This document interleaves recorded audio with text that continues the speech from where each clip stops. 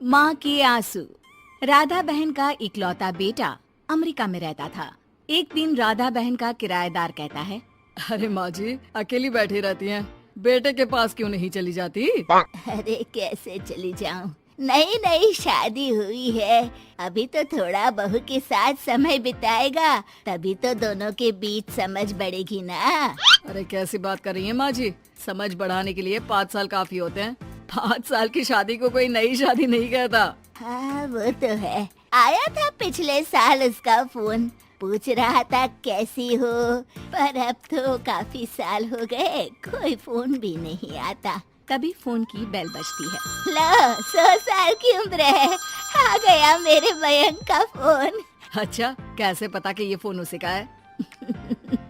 अरे कैसे पता नहीं चलेगा, माँ हूँ मैं। अरे रहने दो माँ जी, 1 साल से जिसका फोन नहीं आएगा वो अब क्या करेगा? होता भी वही है, फोन पर मयंक है। कैसी हो माँ? अरे बेटा तेरी आवाज सुन ली, अब तो मौत भी क्यों ना आ जाए, बहुत याद आती है बेटा। माँ मैं वो ऑफिस में था। अच्छा माँ, वो रीना बोल रही थी कि तुम अकेली रहती हो इंडिया में, वो ठीक नहीं है। अब बुजुर्ग भी तो हो रही हो, अकेले पकाना खिलाना, वो चाह रही है कि अब तुम यहीं आ जाओ, हम लोग साथ रहते हैं ना। राधा बहन की आंख से पानी गिरने लगता है, वो कुछ नहीं बोल पाती। माँ हेलो, सुन रही हो ना माँ?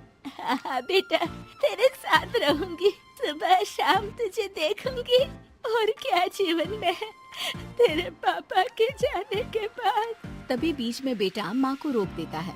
हाँ हाँ ठीक है माँ, तो मैं आता हूँ अगले हफ्ते तुम्हें लेने के लिए। राधा बहन को तो मानो बुढ़ापे में किसी ने पंख दे दिए हो, उड़ी जा रही थी पूरे मोहल्ले में। अरे वो मयंक आ रहा है, अब तो अमेरिका जा रही हूँ मैं, वहीं रहूंगी।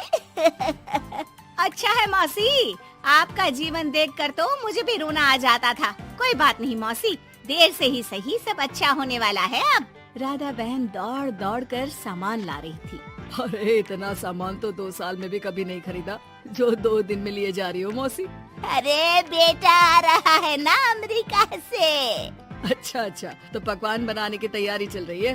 हाँ बिल्कुल, उसको बेसन के लड्डू बहुत पसंद है। रात भर भूनना तलना ये सब प्रोग्राम चलता रहता है राधा बहन के घर में। और फिर वो दिन भी आ जाता है जब बेटा घर आता है। कौन? माँ मैं मयंक, ये घर का क्या हाल बना रखा है, न सफाई न धुलाई, कैसा लग रहा है ये घर? घर तो ऐसा ही था बेटा, हमेशा से, बस तू थोड़ा कमजोर लग रहा है। क्या हुआ बेटा? ये कमजोर नहीं फिट होता है माँ। वैसे और बता क्या हाल है तेरे? बेटे के मुंह से हाल पूछने का अंदाज भले ही फॉर्मेलिटी वाला हो, लेकिन राधा बहन की आंख फिर भर आती है। अरे यार, ये तुम्हारी हर बात पर रोने की आदत न जाने कब जाकर खत्म होगी। सही कहती है रीना तुम्हारे लिए। रीना बहू क्या कहती है मेरे लिए? यही के बस यही एक आदत है तुम्हारी माँ की, इमोशनल ब्लैकमेल। अरे यार अब इसमें रोने की क्या बात है? ना ना कुछ नहीं, बहुत दिन बाद तो घर आया ना तो क्या रोएगी? हाँ क्यों? अच्छा ये ले, तेरे लिए रात भर बैठकर ये बेसन के लड्डू बनाए हैं, और ये अचार तुझे बहुत पसंद है ना? पसंद है नहीं माँ, पसंद थे।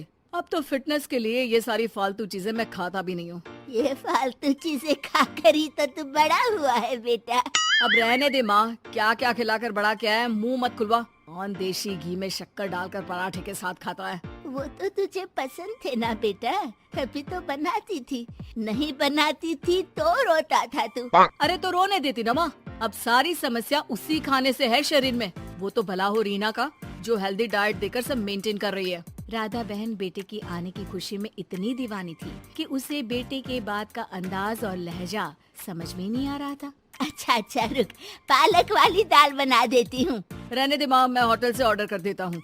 इतने साल बाद होटल का खाना, माँ के खाने की याद नहीं आती थी। अरे माँ फिर इमोशनल डायलॉग, प्लीज माँ। अच्छा सुन, बहुत कम वक्त है हम लोगों के पास, जल्दी जल्दी सारी पैकिंग कर ले। और हाँ, इस घर को बेचना होगा।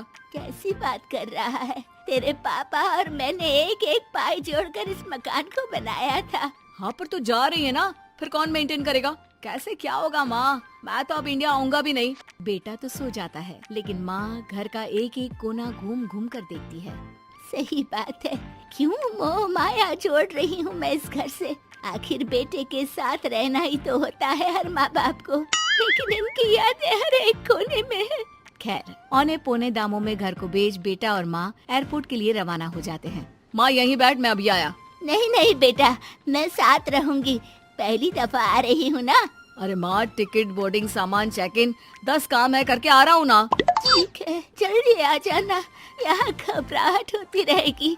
बेटा माँ को समझाकर चला जाता है। माँ बैठी रह जाती है लेकिन बेटा आता ही नहीं। एयरपोर्ट के लोग बताते हैं कि इस नाम का लड़का तो कब का अमेरिका की फ्लाइट लेकर उड़ चुका है। माँ किसी तरह अपने बीके हुए मकान में ही आ जाती है। मुझे कुछ दिन रहने दो, पता नहीं क्या हुआ, हो सकता है कोई मजबूरी हो बेटे की। नया मकान मालिक कहता है। अरे माँ जी, कमरा तो मैं आपको दे दूँ, पर भाड़े का क्या? पति की पेंशन भी है भैया। ठीक है, आप आराम से रहिए, लेकिन एक बात बताइए, आप किसी रिश्तेदार के घर क्यों नहीं चली जाती? अरे कैसी बात कर रहे हैं आप, मेरा बेटा कभी भी आ सकता है। अगर मैं उसे यहाँ नहीं मिली